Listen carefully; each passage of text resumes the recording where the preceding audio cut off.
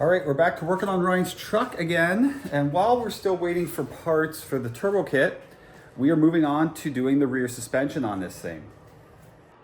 We are gonna 4-link this truck. And we've already removed the leaf springs. The brackets are still here. We gotta cut those off. But shocks, leaf springs, the lowering kit and everything that was on that we put on about 4 years ago, we've already removed that. And what we're going to be replacing it with is this, what was it? Twisted Metalworks 4-link kit. Now, this is a kit that we got off of a guy we know who bought it for his truck, never ended up using it, and it sat in his garage for years. So it's a little dirty. We got to clean it up, but it's never been installed. It's just dirty. And we're going to put it to use. And we're gonna make this truck handle and ride 10 times better than it did before. Because this thing was... it was slammed to the ground. It was slammed, and shopping cart would best describe the ride quality. It was terrible. Yeah, it was terrible. And we're gonna make this thing ride better. We're gonna have it raised up a little bit more than it was. It's gonna have coilovers. He's got what, Viking? Yeah. Viking coilovers for it. Yeah, we're gonna get this thing cleaned up right now. We're gonna cut these brackets off, cut everything off that we don't need. Flat disc everything down to nice shiny bare steel so that we can get welding some new steel on.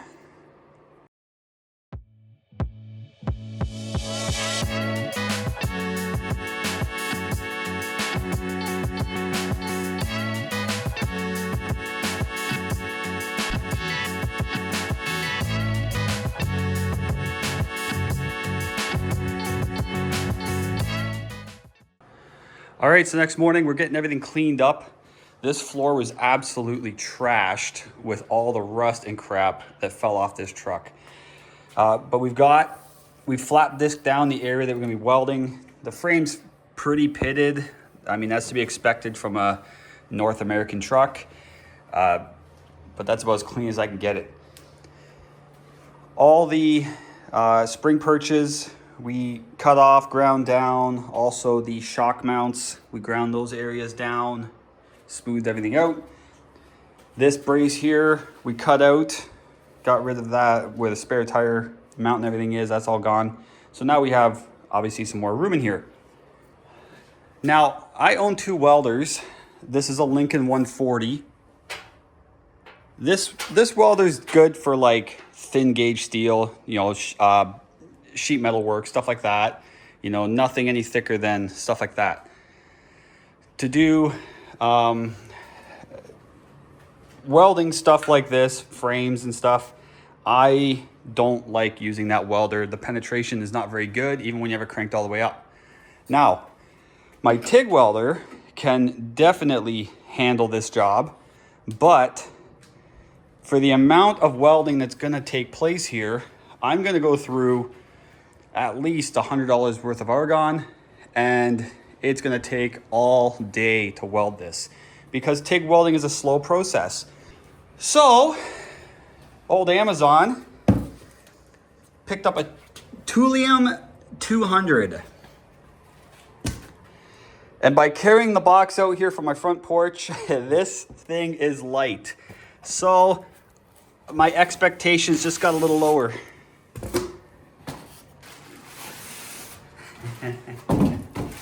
It honestly just feels like a toy. This is a 200 amp welder that I'm, that's 2 fingers. So, all right, I got the Thulium all hooked up and I've been playing around with the settings. This is just from toying around with it. You got a lot of this black soot stuff, but I'm not overly concerned about that.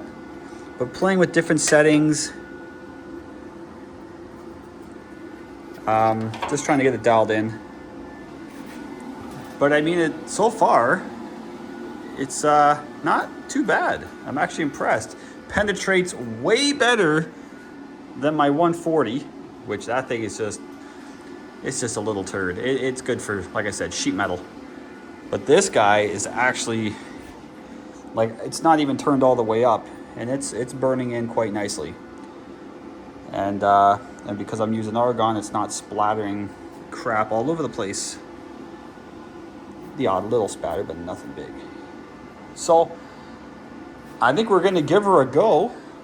Ryan got everything cleaned up, so we're going to kind of get everything sitting in place and start tacking. So an interesting thing about this truck is whoever owned it before Ryan.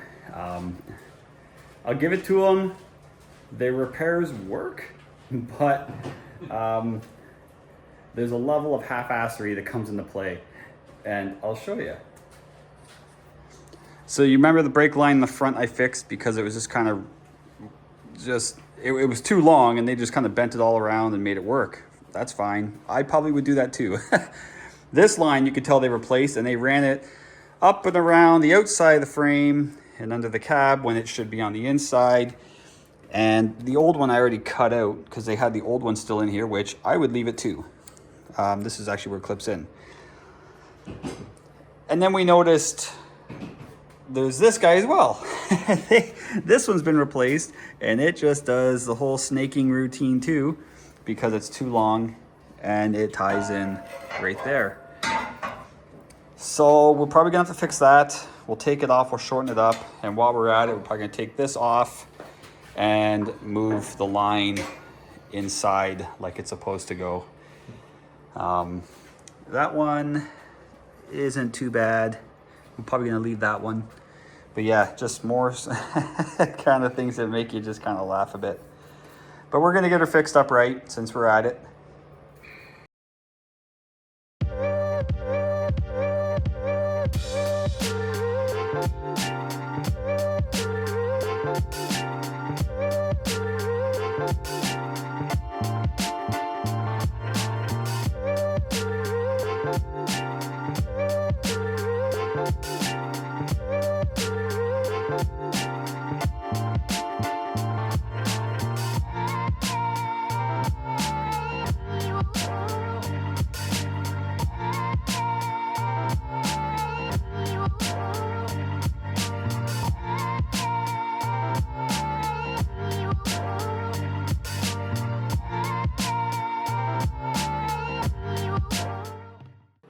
All right, time for a progress update. The welder is actually impressing me. For how cheap this welder was, we're burning everything in pretty well. It's definitely getting the heat and everything in there. I mean, my welding skills with this welder aren't the greatest, but it's getting it. We've got the 4-link bars and brackets all welded in on both sides.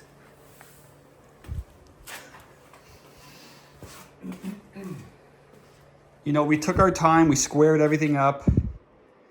We got the pinion angle the same as it was before, so nothing has changed. It's centered. We got our shock mounts also welded in. We got the pan hard bar welded in. And we're in good shape, boys. We're in good shape. So, we did have to cut all the brackets off for the brake lines. We will have to do some, we'll probably end up making new brake lines, and we'll find a new place to mount them, even the e-brake. The e-brake bracket was right here where this guy was bolted to. Obviously, we can't bolt it there anymore. We gotta find a new home for it. We'll have to figure something out after. So now the only thing we have left is the upper shock mount bar, which is this guy. We've got to weld the tabs in place and stuff. And basically where we got to put it is back here. So I welded some plates in. I'm gonna get these all burned in, and I'm gonna weld it right to the notch kit that was bolted in a couple years ago. We're gonna do it on both sides. And then that's where we're gonna put this bar here. We're gonna weld it right around here. So far, the Amazon Thulium welder is impressing me for how little I spent on it. And this this Twisted Auto Works. Is that the brand? Metal Works. Twisted Metal Works 4-link kit. So far, it's fitting very well. And this kit apparently does like, I think it's 88 and up. Yeah, 88. So every frame's a little different. So like the panhard bar, the end we had to weld in because you may have to shorten the panhard bar. And these brackets you can put this on that side and weld to the inside of the frame. So if you want your 4-link bars inside, you can do that. We're running a factory fuel tank, so we can't put it on the inside, but for those who want to run a fat tire, right? If you want to get your tire right up to the frame and you're going to run a fuel cell, you can put these bars on the inside, and then you just got to move your shocks over. So not a bad kit. But I'm going to get the upper shock mount bar burned in right now with the plates and everything, and we'll be done. So, you know, not too bad. Like we've got 2 nights in on this, and it's moving along pretty good. So.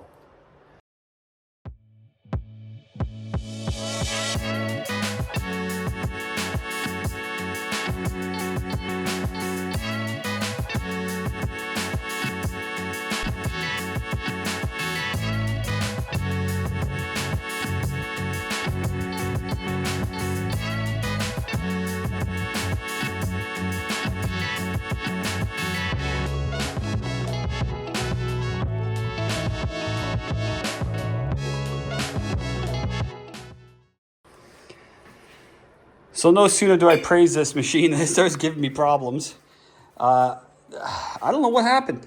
I just started burning up ends.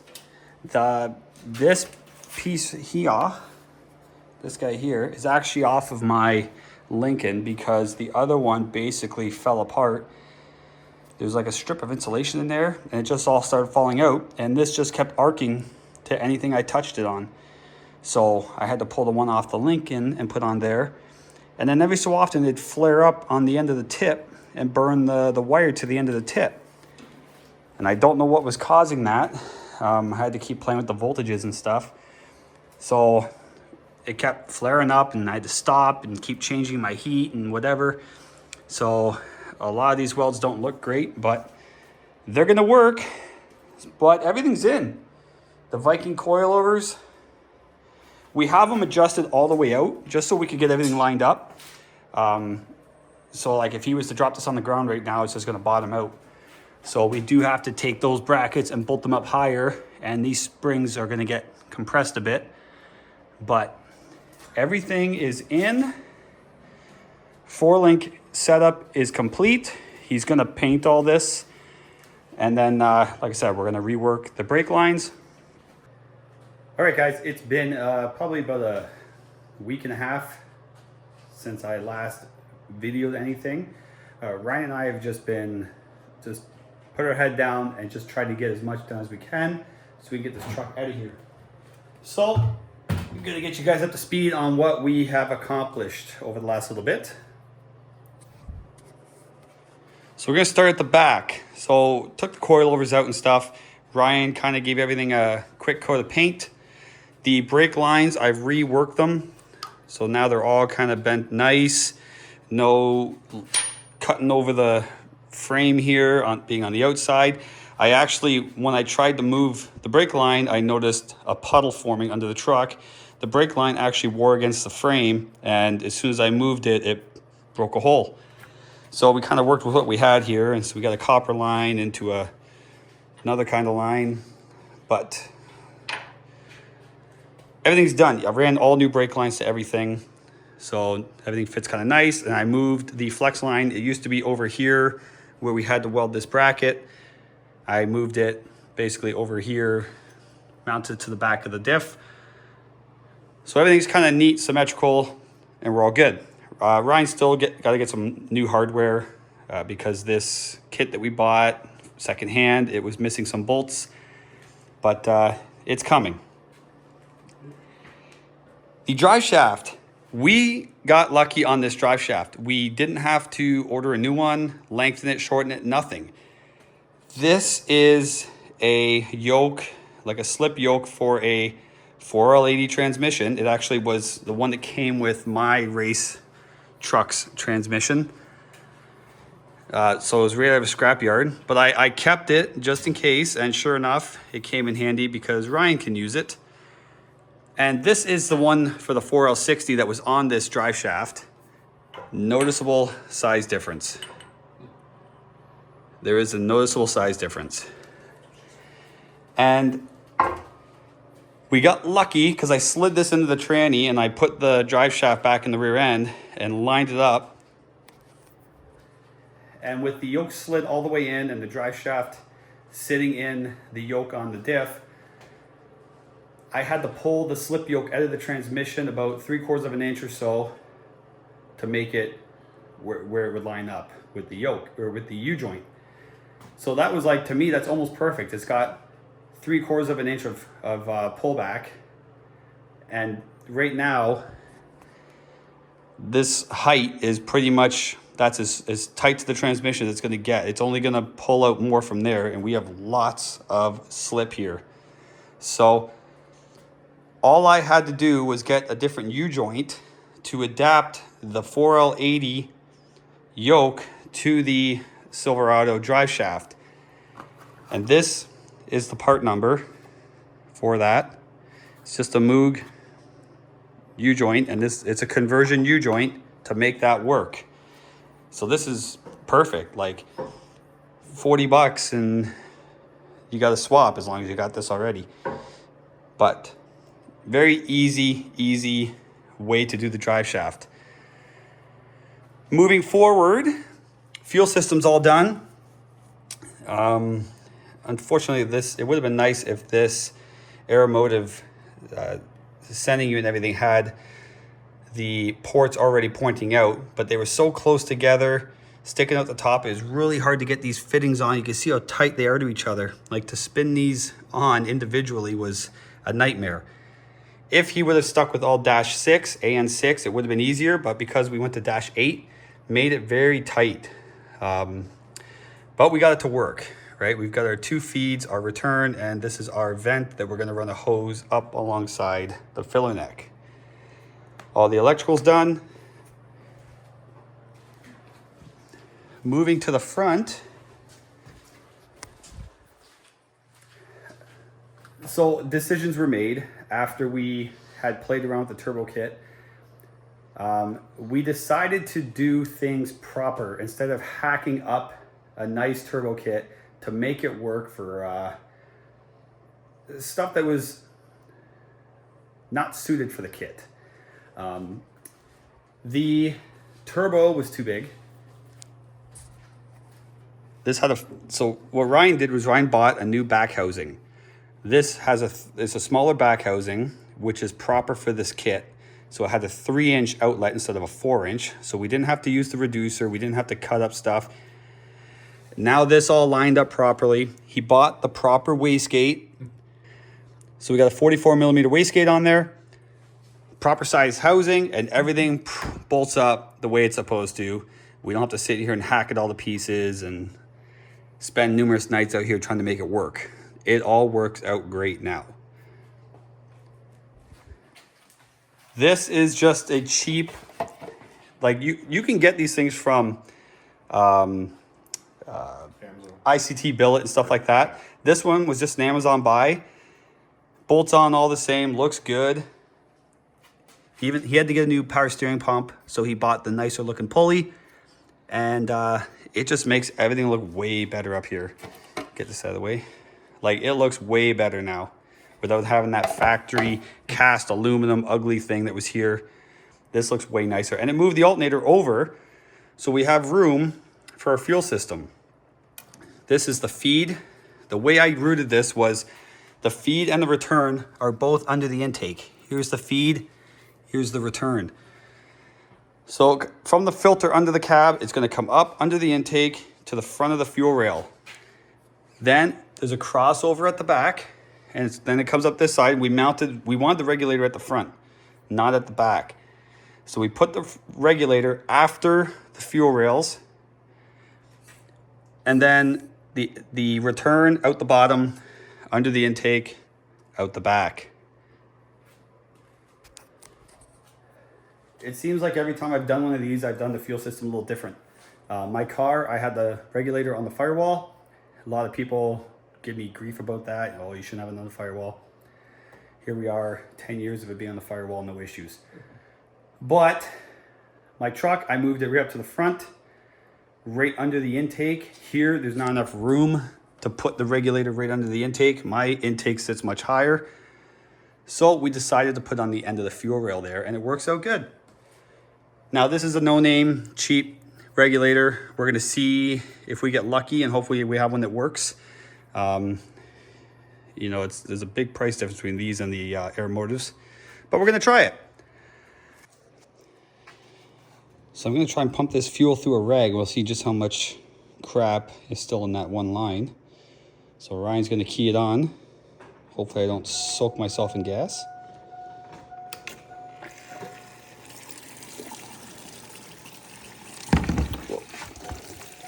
Turn it off. It almost made a big mess. Good?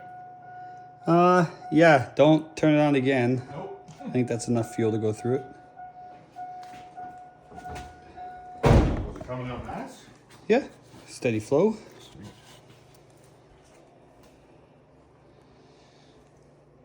We'll see just how much. Holy. Yeah, a little bit in there. See all those little black specks? That's all rubber that would have ended up in the fuel injectors. That's enough to. Well, maybe we'll give it one more prime. This feels clean. See if I can set this in such a way where we don't spill it all. Good luck with that. You're gonna be adding more to that, right? Yeah, no, not a lot more. Okay, prime it one more time. All right.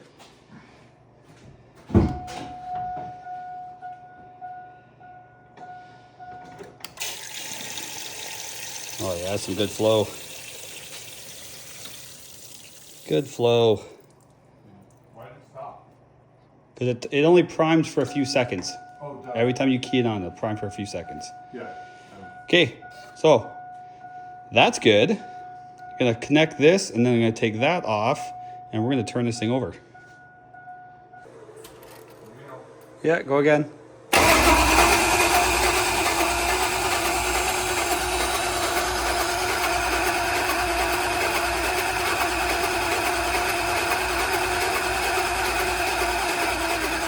Yep. We got oil. All right, guys, it's the following morning. Trying to do some research last night as to why the oil pressure sensor isn't reading correctly on the Holly. This is what we're getting. It says high error. And I'm wondering if it's because the factory oil pressure sensor has just a single wire and the Holly has 3, and I hooked up that single wire to the sensor output on the 3-wire Holly sensor. But I got thinking, of how exactly does that single wire work on the factory harness, because it has to send power through that sensor. So what it might be doing is, because I'm an idiot, might be sending power through that signal wire back to the Holly, which is the one they're reading off. So what I'm gonna do is I'm just gonna cut that wire from the factory harness that I spliced into the Holly harness, and we'll see if that fixes that problem, because I've never seen that before, where it says high error.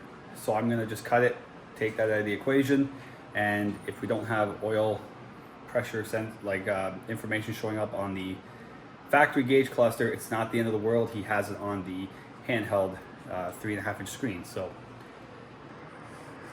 right, I just cut that wire. Oh, let me get back in the truck here. All right, so that has fixed our problem. No longer says high error. If I crank this over, I should be good to crank it. Yeah.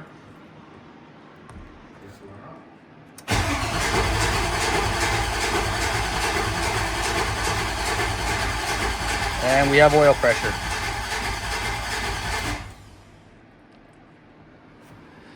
And And it read 30 pounds of fuel pressure too. That's odd. So Why we did have, that change all of a sudden? the scaling might be off for the fuel pressure because the gauge That gauge says on like the side of the almost- regular says like 50 pounds, and that's saying 30 pounds. But I don't know, the scaling could be off a bit. I'll have to check into that. But I'm gonna hook up the injectors, and I think we're about ready to try and fire this for the first time. Crank her over and see what happens.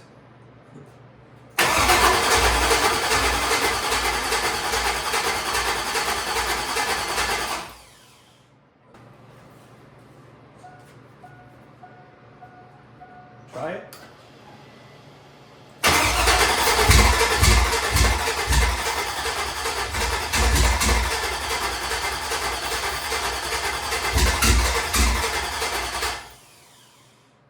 Wants to go. What the hell's the issue? Keep going. It's his first fire up.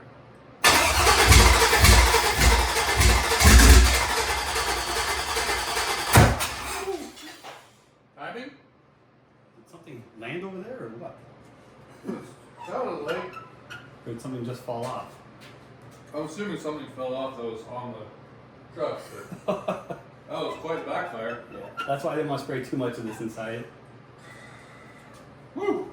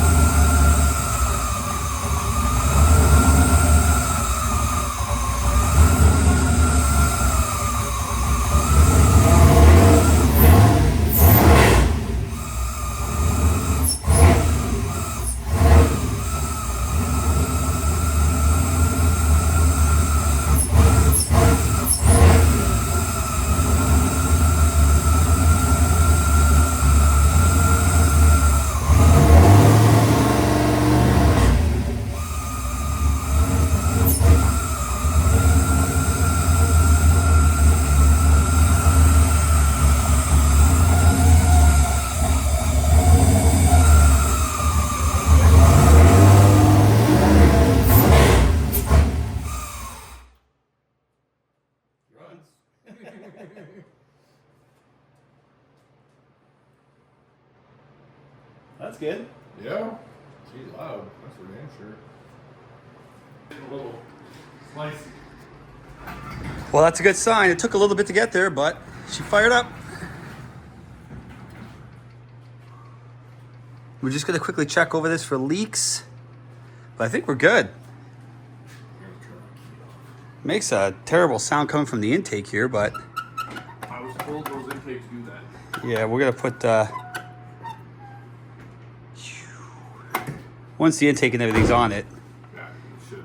you won't hear any of that. I heard they whistle. That one whistles. I'm like, what's going on? And like, there's nothing hooked up. Like, nothing else is spinning. Yeah, no. So the sound was coming from there. Yeah. But that is a good sign. Now we can start getting this thing buttoned up. Front end on, intercooler on. Let's finish this thing off.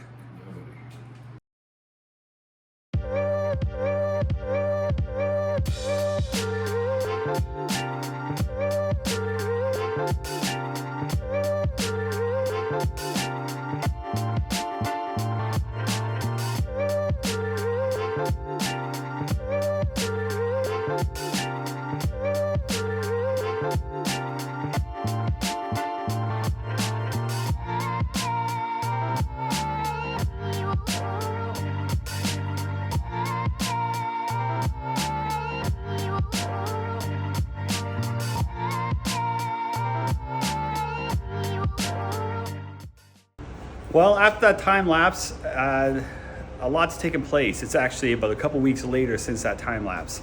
And the truck is out of the garage. We had to move it into my other garage because I had to help a friend out with his car in here. So it kind of Ryan's truck got demoted to the other garage where it's not heated or nothing. But it's pretty much done. Like, it's ready to hit the dyno for its final tune. Mike from All in One Auto, he came over and kind of flashed a tune in it, and they played with it a bit to get it to run correctly. And let me show you what's going on with it. As you can see, it's winter here.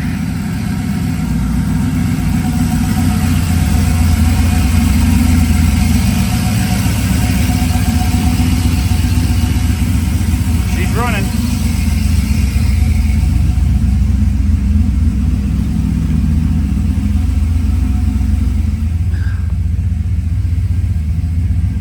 Now, the fuel pressure, for whatever reason, it's reading 39 pounds when the gauge on the regulator is reading about 45. So it's off by a little. It could be a scaling thing. We're going to address it later. But, 45 pounds of oil pressure. Gauge cluster. Tach works. The temperature gauge works. Battery gauge works. The fuel sending unit works. The oil pressure doesn't because we don't have it hooked up. And the speedometer we don't have hooked up. Things we'll address later, but right now, I mean, he's got oil pressure and everything on here. So I'm not going to say I succeeded in making the entire gauge cluster work, but most of it works. And we're not done with it yet. We'll play with it some more. But the truck's running. One thing that we haven't tested yet is whether it's going to move under its own power. We're going to actually put it in gear and see if it rolls ahead and moves back and stuff like that. So that's what we're going to try now.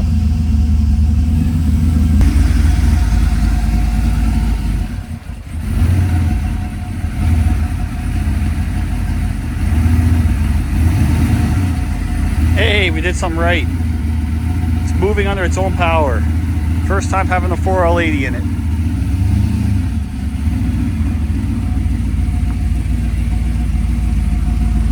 See what I mean about plowing snow? All right, see if it backs up. Look at that. No problem, even on a flat tire.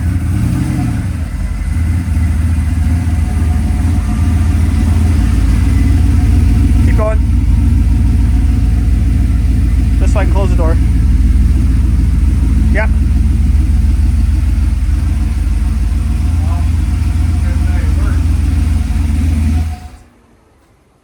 Well, we did something right. You mean you did?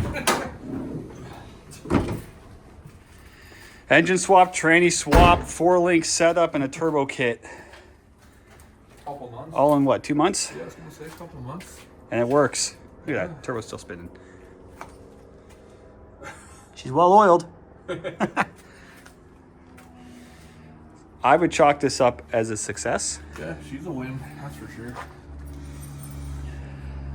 Got some odd smells, but So we got a few little things to button up. We're gonna go over and see if we're leaking anything. I see a small drip under there. Not quite sure what it is yet. So we're gonna basically kind of nut and bolt it now that he's been run through a heat cycle. And the next time we see this truck, it'll be on the dyno. And yeah, we'll see what happens. see how that goes. See if the drive shaft folds out. Yeah. Because it is a stock drive shaft. New U-joints, but stock drive shaft. And I mean, it's until we get the box on it, might not be worth dynoing. Might just spin anyway, but we'll see what Mike says, whether he wants to dyno it like this, no box. No, he said he wanted it without the box. Yeah? Yeah. All right, there we go. We're going to dyno it with no box. Yeah. But yeah, I mean, we don't appear to have any leaks on anything. So yeah, next time you see this truck, we'll be making some horsepower with it. But till next time, we'll see you.